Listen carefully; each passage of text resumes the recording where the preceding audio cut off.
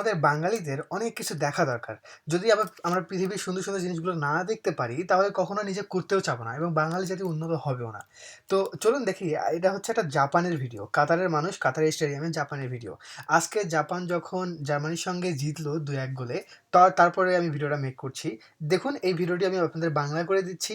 জাপানের act of kindness, তারা কত সুন্দর, সুন্দর কাজ করে। يقنعني ان هاي شيء طبيعي. এই লোকটা বলছে, এই লোকটা বলতেছে যে هل يقنعني সামন convinced me that this is normal, মানে কেউ আমাকে বলেছিল এটা খুব সাধারণ। ان هاي شيء طبيعي. কি বলে তারপর, في نهاية المباراة at the end of the opening match of the world কাপের প্রথম ম্যাচটাতে, যেটা ম্যাচ হয়েছিল কাতার বনাম ইকুয়েডর, الافتتاحية بكأس দেখুন العالم just بين কি হয়। قطر والاكوادور between Qatar versus صار هالشيء Ecuador, الغريب. This thing just happened, মানে এই ঘটনাটি ঘটে গিয়েছিল। কি ঘটনা ঘটেছে? এই الجمهور যে আপনি দেখতেছেন এই জাপানি মানুষগুলো মাঠ জুড়ে ময়লা খুঁজতেছে। ব্যাপার কি, ময়লা খুঁজতেছে কেন? তো জাপানি ফ্যানরা ডিসাইড করতেছিল। আর সেদিন কিন্তু কাতার এবং ইকুয়েডর খেলা হচ্ছিল, জাপানের খেলা হচ্ছিল না। তো তারা কি কারণে মাঠে আসছে, মাঠে খেলা দেখতে আসে, তারপর কি করা শুরু করে দিল? الياباني they decided to clean the stadium, তারা মাঠটাকে পরিষ্কার করার জন্য সিদ্ধান্ত নিল। قرر ينظف الملعب حتى مو مباراتهم. let me help you. এই যে কাতারের মানুষটি বলছে যে this is not even there match, এটা তাদের খেলা তো ছিল না, এটা ছিল কাতার ভার্সেস ইকুয়েডরের খেলা। তারপর বললেন লেট মি হেল্প ইউ।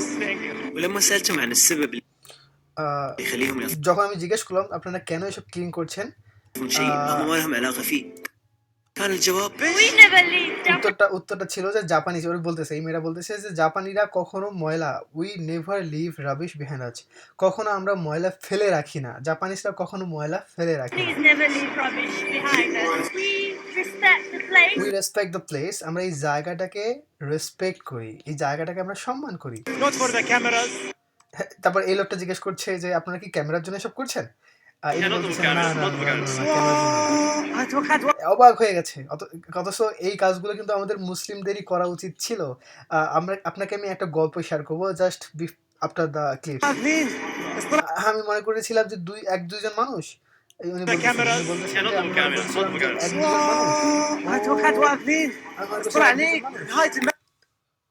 অনেক মানুষই দেখতেছি যে স্টেডিয়াম ক্লিন করতেছে, কতগুলো জাপানিজ দেখুন, মানে একদম পঙ্গপাল নেমে সম্পূর্ণ স্টেডিয়াম ক্লিন করে ফেলতেছে। This is a thing I hard about, মানে এটা আমি শুনেছিলাম আগে। I never thought that it is this real, আমি এত বাস্তবে যেটা করে তারা, আমি এটা কখনো কল্পনা করি নাই। واقعي بهالطريقة.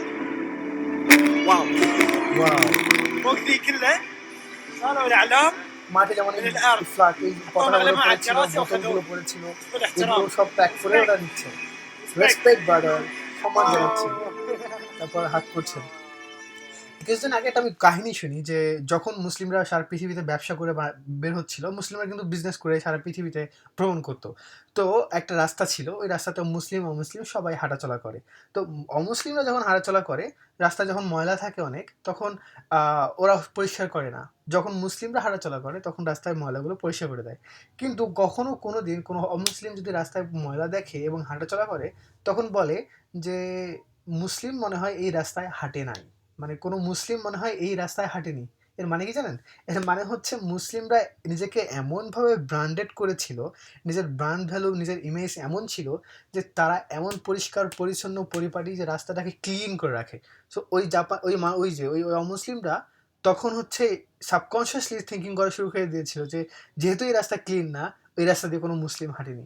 সো দেখুন ভাই, একটা আয়াত আছে, আমি হচ্ছে সূরা হুজুরাতের একটা আয়াত আপনাদের পড়ে শোনাচ্ছি। O people, O mankind, O people, সমগ্র মানবজাতিকে আল্লাহ বলছেন, we created you all from a single man and a single woman, আমরা তোমাদের সবাইকে তৈরি করেছি একটা মাত্র পুরুষ এবং একটা নারী থেকে, and made you into races, এবং তোমাদের জাতিতে পরিণত করেছি, অ্যান্ড ট্রাইবস, এবং গুরুত্বতে, so that you should recognise one another, যাতে করে আমরা একে অপরকে চিনতে পারি, জানাশোনা করতে পারি। এবং একে অপরকে রিকগনাইজ অন অ্যানাদার বলতে আমরা যদি একটু এলাবোরেট করি, আমাদের একে অপরের কাছে জানবো, শুনবো, তাদের কালচার সম্বন্ধে দেখবো, তাদের চেহারা দেখবো, এবং তাদের সম্বন্ধে আমাদের একটা আগ্রহ তৈরি হবে। তো জাপানিজদের দেখে আমাদের কিন্তু একটা আগ্রহ তৈরি হয়ে গেছে, রাইট? তারা পৃথিবীর একটা দৃষ্টি আকর্ষণ করছে কত ভালো কাজের মাধ্যমে। কিন্তু যে কাজ আমাদের মুসলিমদের করা উচিত ছিল, ব্রাদার্স অ্যান্ড সিস্টার্স।